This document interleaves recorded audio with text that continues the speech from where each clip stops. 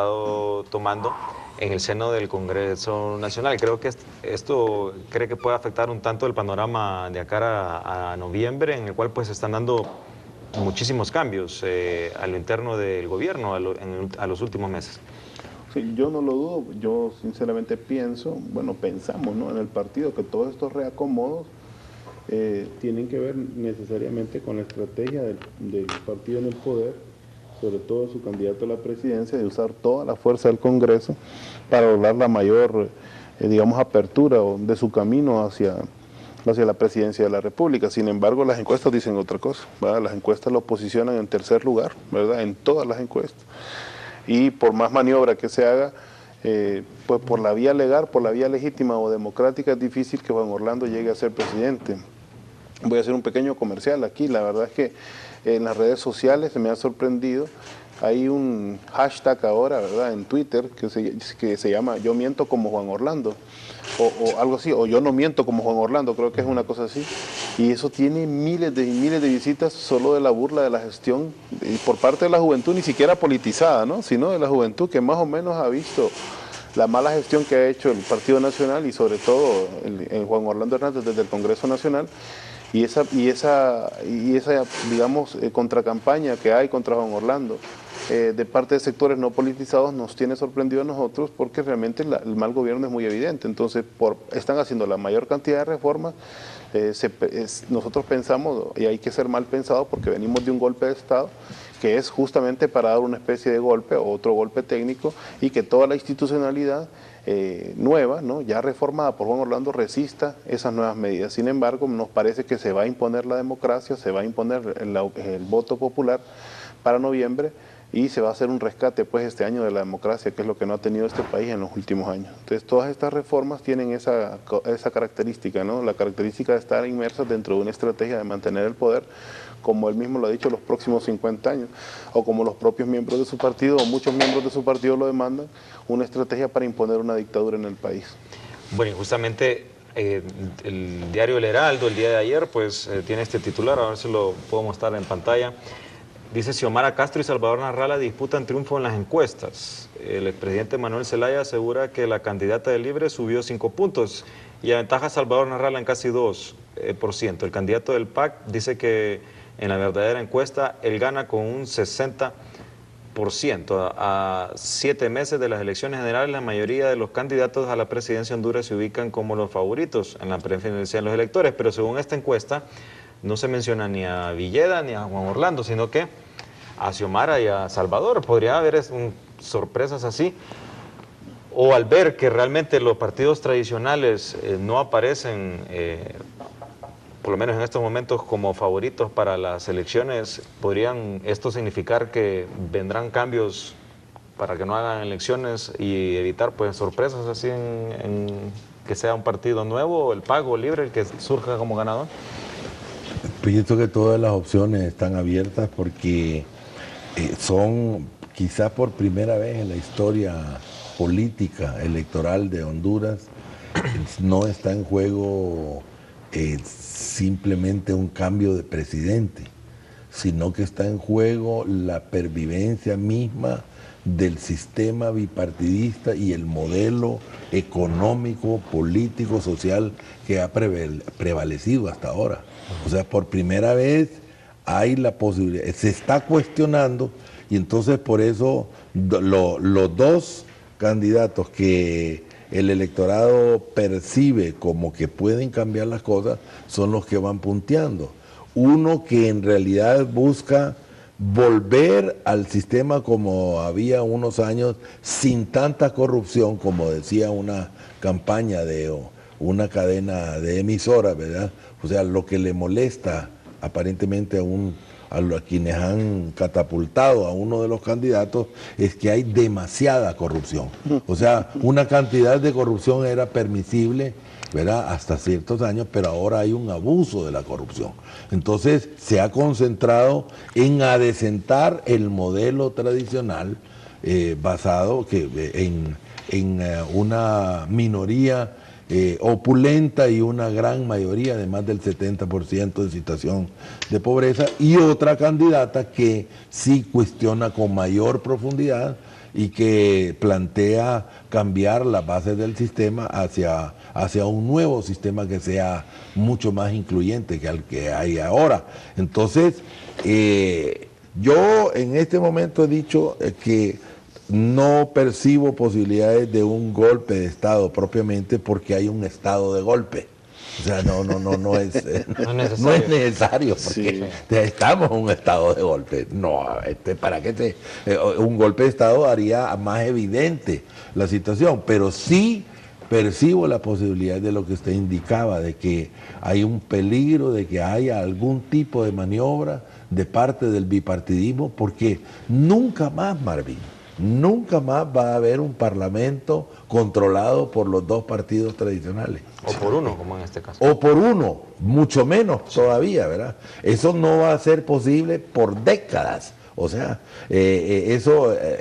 entonces tienen que hacer todo lo posible con la mayoría parlamentaria que les permitió la abstención de la verdadera oposición en las elecciones que ganó Pepe Lobo, ¿verdad? Sí. Que, o sea, una cosa que no se dice todos los días, este Parlamento tiene mayoría del Partido Nacional porque la gran mayoría de un grueso sector del Partido Liberal y de otros sectores opositores al sistema se abstuvieron. Sí. O sea, no lograron expresarse, tratando de deslegitimar las elecciones, ¿verdad? Que eso ha tenido sus réditos, pero también ha tenido sus costos. Como uno de los principales costos, darle una mayoría espuria, que no corresponde a la realidad política del país. Corresponde a una coyuntura que ya pasó. Entonces están buscando dejar blindados lo más posible los privilegios de esa minoría y cabe la posibilidad de alguna maniobra para cortarle el paso a los dos cuestionadores, que son Narrala y Xiomara. Uno que cuestiona cosas de forma, demasiada corrupción decía esa campaña, no sé si usted la escuchó en el monopolio más grande de los medios de comunicación, estuvieron diciendo esa campaña. O sea, uno que cuestiona que haya demasiada corrupción y otra que cuestiona el sistema de privilegios que mantiene a más del 70% de la población fuera del disfrute de los derechos humanos más elementales. Sí, bueno, y la verdad sí me parece fue un error, claro. La idea era no legitimar el proceso electoral, pero eso significó darle la mayoría a un partido político en específico y, como usted bien lo dice, un sector de la población no participó y no está representado. Y entonces eso es lo que también llama las especulaciones. El hecho de que, por ejemplo, Libre y las autoridades de Libre quedaron en la llanura, por así decirlo, y tienen que formar su propio partido y venir desde abajo, puede darse a que se den negociaciones a la cúpula del Partido Libre o los partidos nuevos con los partidos tradicionales para de esa manera tener alguna cuota de poder. ¿Cree que se pueden dar este tipo de negociaciones en Libre a pesar de lo que la base realmente apoya a Libre, que es romper el bipartidismo? Bueno, en la política las negociaciones jamás se pueden dejar de lado. No quiero aparecer como lo que no he sido toda mi vida, que he sido un radical de izquierda, ¿no? O una persona que está pues en la frontera de la duda si la democracia existe o no. Yo creo que ahora me doy cuenta que la democracia se construye a fuerza de marchas, a fuerza de golpes, a fuerza de asesinatos, porque eso es lo que nosotros experimentamos en este periodo. Y creemos pues que la voluntad popular debe ser respetada. En ese sentido hemos visto, hemos oído de nuestras bases, hemos oído de nuestra dirigencia que no se quiere negociar, no se quiere hacer pactos con la oligarquía. Eso es digamos, algo que está como entendido sin haberlo hablado en el partido, porque queremos un cambio real en el país.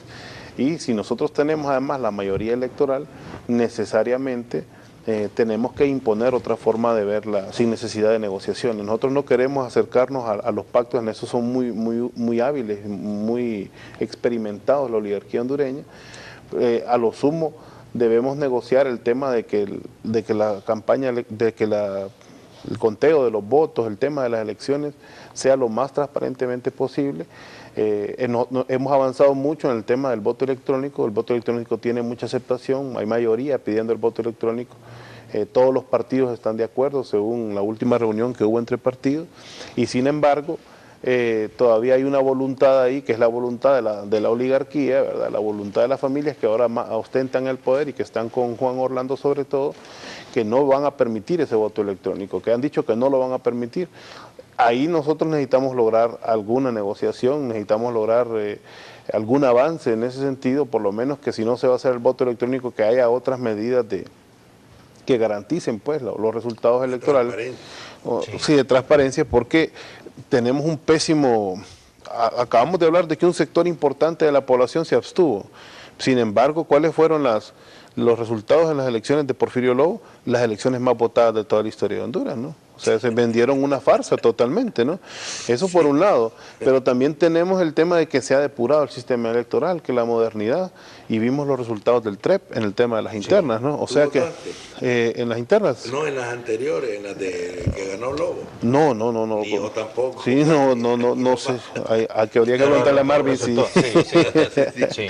Pero como decían en los centros electorales, ahí asustaban, pues eso estaba vacío en la mayoría de los... Sí, en Pero el estoy arrepentido de haber votado, le dirán. ¿Cómo? Estoy arrepentido de haber votado. Vaya, ahí está. Aquí nomás entre nosotros tres hay uno de los arrepentidos y dos que no votamos. Sí. Y sin embargo... Porque validamos un proceso electoral viciado, ¿verdad? Hicimos pues lo que la resistencia mandó a hacer, no votar para no legitimar ese proceso, era lo correcto en ese momento, porque iba a ser un gobierno débil, iba a ser un gobierno sin representatividad, que a la larga sectores de poder lo han aprovechado para imponer toda su voluntad, ¿no? Han aumentado los niveles de explotación, han aumentado los niveles de violencia, han aumentado los niveles de corrupción, etcétera, ¿no? Más de 10 paquetazos en contra del pueblo. ¿Cuántos paquetazos van ya? Sí. Sí, 10. Y todo eso se da justamente por la deslegitimación del proceso democrático, pues que tiene esa virtud de supuestamente los pesos y contrapesos, ¿no? De mantener una sociedad en orden y armónica, que no lo hemos tenido pues en este periodo. Y hay una embestida en contra de la clase media, la llamada clase media. Por ejemplo, ahorita van a meter renta presuntiva, un impuesto contra la renta presuntiva de profesionales de estrato medio. Sí. Por ejemplo, los médicos, los profesores. Yo que trabajo en la universidad, dice que van a eliminar la exoneración de impuestos de los maestros. Sí, vienen muchas otras cosas. Más paquetazos, sí. Pero yo lo que veo también, bueno, supongamos que están las elecciones, hay denuncias de fraude, siempre las hay, pero que haya más de lo usual. Los recursos que tiene la población son el amparo a través de la Corte Suprema de Justicia y también los delitos electorales investigados a través de la Fiscalía. Y va a haber una Fiscalía Especial de Delitos Electorales, es decir, el Ministerio Público. Si podemos decir, especular que la Corte Suprema podrá estar pues de alguna manera controlada y se pone también un fiscal que va a estar también alineado, prácticamente se desnuda la población en cualquier recurso electoral. Digo eso porque Libre va a participar en las elecciones. Y recuerdo cuando se dio el golpe técnico contra la Corte Suprema de Justicia, se le consultó a Manuel Zelaya Rosales. Y Manuel Zelaya Rosales, lo comprendo, no era de su favoritismo la Corte, pero también era peligroso que se permitiera esto. Entonces prácticamente sin oposición se removieron magistrados. Y ahora se está removiendo la Fiscalía. Entonces, Libre podrá decir, bueno, es que no podemos defender a ellos porque son parte del golpe, pero es que si no se defiende en la institución ahorita, le va a jugar en contra a Libre y a todos los demás. Entonces, es un panorama complicado. Sí, es complicado. Y nosotros tenemos una estrategia montada en ese sentido y que es para contrarrestar la estrategia del enemigo. En este caso, JJ Rendón, que es el que está coordinando la campaña, ¿verdad? Que coordinó la de Capriles, viene de ser derrotado ahorita en Venezuela y va a ser derrotado aquí en Honduras. Pero es interesante cómo se la jugó al interno del Partido Nacional, ¿verdad? Primero, Ricardo liberó aquella acusación en la que decía que Juan Orlando ganaba las elecciones porque ya tenía compradas las elecciones, ¿verdad? Y inteligentemente, él no desmintió ese rumor, sino que lo dejó en curso, ¿no? ¿Qué pasó a la interno de las filas de Ricardo Álvarez? Bueno, dijeron, ¿para qué vamos a participar si ya lo compró las elecciones? Pues ya tiene todas las identidades. Psicológicamente uno cuando recuerda a Juan Orlando se imagina aquel paquete de identidades que sacaban en las imágenes de televisión, ¿no? Con Mayagua, con las que encontraron. Entonces todo eso mermó el valor, ¿verdad?, de la militancia de Ricardo, de tal manera que el día de las elecciones ni salieron a votar. Eso mismo quieren hacer con Libre ahora. ¿Qué es lo que le dice a un dirigente de base de Libre no informado? Le dice, ¿y cómo vamos a hacer con el fraude que nos tiene montado Juan Orlando? Mire, ya penetró, ¿verdad? Ya está ahí. Entonces, no hay ningún fraude montado. Nosotros somos los que tenemos que defender las elecciones. Para empezar, hay que acabar con esa guerra psicológica, ¿verdad? Eso es importante. Vamos a ganar las elecciones este noviembre porque va a ganar la democracia. Lo otro, nosotros somos los que tienen que hacer que esas elecciones sean transparentes. Tenemos que prepararnos bien a nivel de mesa. Después de las elecciones, Marvin, no hay... pero que valga, no hay impugnación, eso no resulta en ninguna parte del mundo. En este sistema, bueno, en ninguna parte del mundo, Alan, ninguno se ha revertido, que no ganó el otro, hay que poner otro, eso no funciona, no hay que pensar en el día después, hay que pensar en todos los 7 meses que tenemos para prepararnos.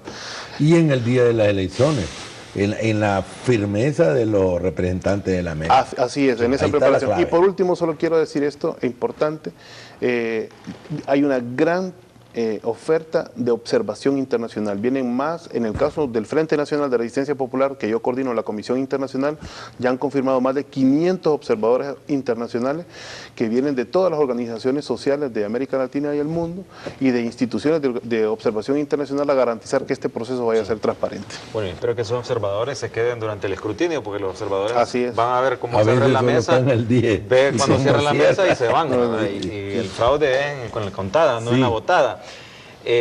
Ya casi estamos llegando a la parte final, solo quiero hacer un paréntesis porque tenemos aquí unos invitados que nos van a hablar sobre una actividad que se está haciendo por el pro de la salud, un problema muy serio, que hay muchas deficiencias y cualquier actividad que es para la salud del país pues vale la pena respaldarla, así que le damos la bienvenida a nuestros invitados. Muy buenos días.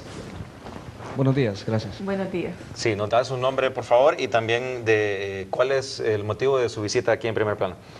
Bueno, mi nombre es Alejandro Young, yo soy médico neonatólogo del Hospital Escuela, asignado a la unidad de recién nacidos. Mi nombre es Concepción, soy presidenta de la Fundación Angelitos, en ayuda a la sala de recién nacidos del Hospital Escuela. Cuéntenos, ¿cuál es la situación que vive el Hospital Escuela para la atención a los recién nacidos?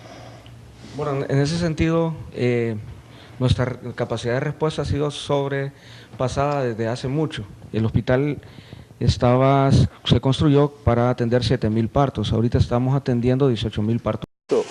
La mala gestión que ha hecho el Partido Nacional y sobre todo el Juan Orlando Hernández desde el Congreso Nacional y esa digamos, contracampaña que hay contra Juan Orlando de parte de sectores no politizados nos tiene sorprendido a nosotros porque realmente el mal gobierno es muy evidente. Entonces, están haciendo la mayor cantidad de reformas.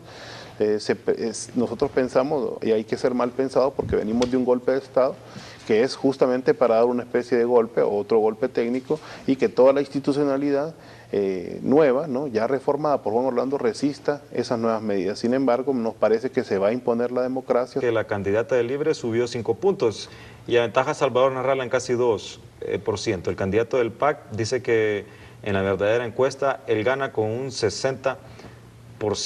A 7 meses de las elecciones generales, la mayoría de los candidatos a la presidencia de Honduras se ubican como los favoritos en la preferencia de los electores, pero según esta encuesta no se menciona ni a Villeda ni a Juan Orlando, sino que a Xiomara y a Salvador. Podría haber sorpresas así, o al ver que realmente los partidos tradicionales no aparecen por lo menos en estos momentos, como favoritos para las elecciones. Sin embargo, las encuestas dicen otra cosa, ¿verdad? Las encuestas lo posicionan en tercer lugar, ¿verdad?, en todas las encuestas.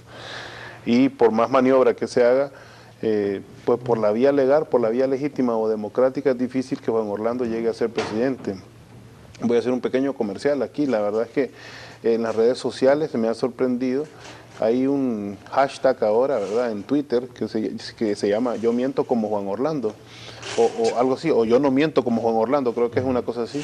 Y eso tiene miles de visitas solo de la burla de la gestión y por parte de la juventud, ni siquiera politizada, ¿no?, sino de la juventud que más o menos ha visto. Tomando en el seno del Congreso Nacional. Creo que esto cree que puede afectar un tanto el panorama de cara a noviembre, en el cual pues se están dando muchísimos cambios a lo interno del gobierno a los últimos meses. Sí, yo no lo dudo, yo sinceramente pensamos, ¿no?, en el partido que todos estos reacomodos tienen que ver necesariamente con la estrategia del partido en el poder, sobre todo su candidato a la presidencia, de usar toda la fuerza del Congreso para lograr la mayor, digamos, apertura de su camino hacia la presidencia de la República. Se va a imponer el voto popular para noviembre y se va a hacer un rescate pues este año de la democracia, que es lo que no ha tenido este país en los últimos años. Entonces todas estas reformas tienen esa característica, ¿no?, la característica de estar inmersas dentro de una estrategia de mantener el poder, como él mismo lo ha dicho, los próximos 50 años, o como los propios miembros de su partido, o muchos miembros de su partido lo demandan, una estrategia para imponer una dictadura en el país. Bueno, y justamente el diario El Heraldo el día de ayer pues tiene este titular, a ver si lo puedo mostrar en pantalla. Dice: Xiomara Castro y Salvador Narrala disputan triunfo en las encuestas. El expresidente Manuel Zelaya asegura